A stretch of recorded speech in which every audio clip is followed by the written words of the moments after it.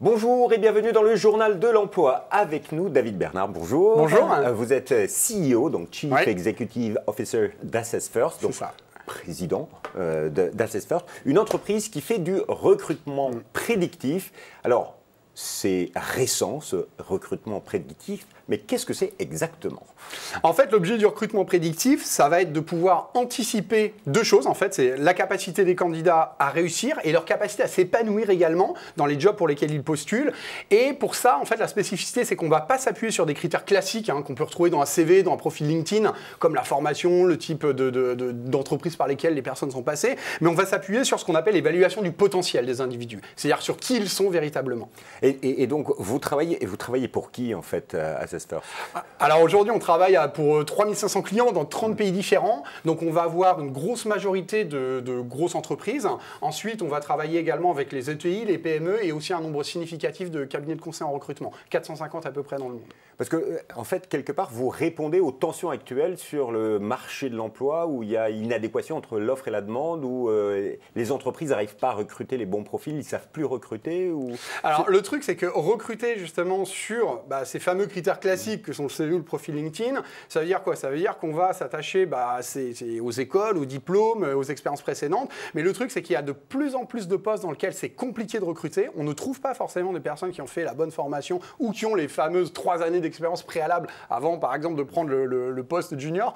Donc, du coup, en s'appuyant véritablement sur qui sont les personnes, alors quand on parle de potentiel, c'est en gros, l'agilité intellectuelle, la vitesse d'apprentissage des individus, on va voir ce qui les met en mouvement, leur moteur et également leur personnalité. Et bien, lorsqu'on s'appuie sur ces critères, on a la possibilité justement d'identifier des candidats qu'on n'aurait peut-être pas forcément regardés auparavant, et pourtant qui ont tout ce qu'il faut pour pouvoir à la fois réussir et s'épanouir dans ces fameux postes. Et ça, ce type de recrutement, cette méthode, elle est très efficace dans tous les secteurs, ou il y a des secteurs en particulier, comme je ne sais pas, le numérique, le digital, où il y a des tensions énormes sur le marché de l'emploi? Alors aujourd'hui, bien évidemment, on a des clients dans à peu près tous les secteurs d'activité, mais c'est vrai qu'il y a deux secteurs de manière plus privilégiée où ça fonctionne très très bien. Le premier, c'est le secteur du retail. Et donc, on va recruter beaucoup de vendeurs, de responsables de vente et autres. Et également le secteur de la banque et de l'assurance. Donc, deux secteurs où on est assez présent. Mais quelque part, là, on entend que vous ne faites pas attention, on va dire, au diplôme, à ce qui a marqué sur le CV, c'est plutôt aux compétences. C'est une méthode qui réduit les inégalités pour certains demandeurs d'emploi? Oui, complètement. Quand on n'a pas eu la possibilité d'avoir un parcours très rectiligne ou qu'on n'a pas pu se payer, par exemple, les bonnes écoles de commerce, c'est vrai que ça va offrir l'opportunité d'évaluer véritablement sur qui l'on est, sur son potentiel, sur notre capacité à apprendre, notre capacité à progresser tout au long de notre vie. Et c'est vrai que quand on s'appuie sur cette méthode, on va mettre de côté tous les critères qui ont trait au genre, les critères qui ont trait à l'âge, les critères qui ont trait à l'origine réelle ou supposée des individus, les diplômes. Donc, en ce sens, oui, ça permet de réduire les inégalités. Mais concrètement, comment ça marche? C'est à quel moment vous intervenez pour accompagner une entreprise qui recrute? C'est en amont, vous leur proposez des candidats, vous faites des tests, comment ça marche finalement? Alors, le recrutement prédictif, donc ça repose sur l'évaluation du potentiel qu'on va mesurer au travers de 3 tests. Donc justement, 3 tests de 10 minutes, assez rapides à compléter. Donc un sur l'agilité, l'autre sur les motivations, l'autre sur la personnalité.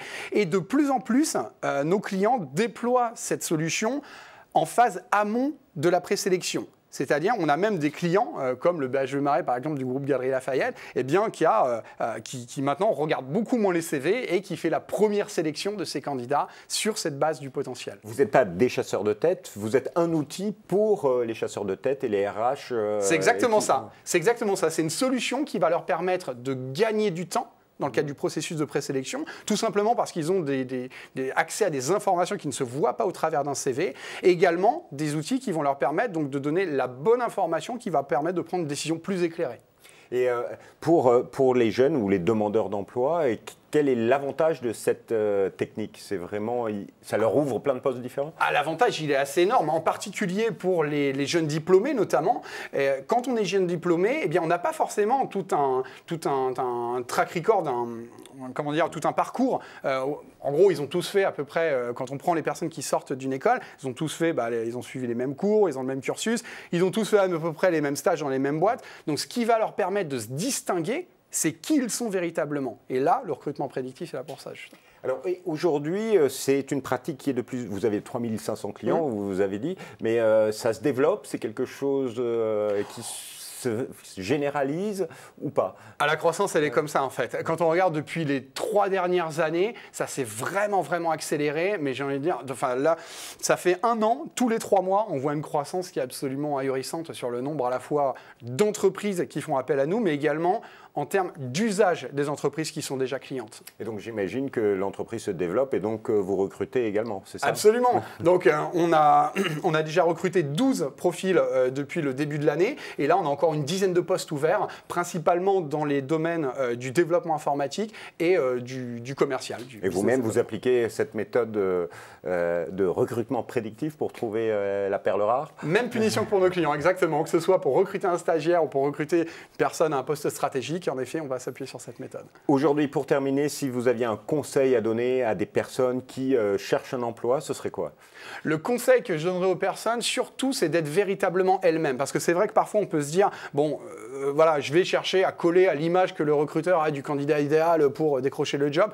Le problème, c'est qu'il ne faut pas oublier que le travail, en gros, on va y passer tous en moyenne 80 000 heures dans notre vie. 54% de notre temps éveillé, soit à peu près un quart de notre vie tout entière. Donc, il y a tout intérêt à se montrer tel qu'on est pour trouver tout simplement une opportunité qui va nous permettre de réussir et également d'exprimer qui l'on est.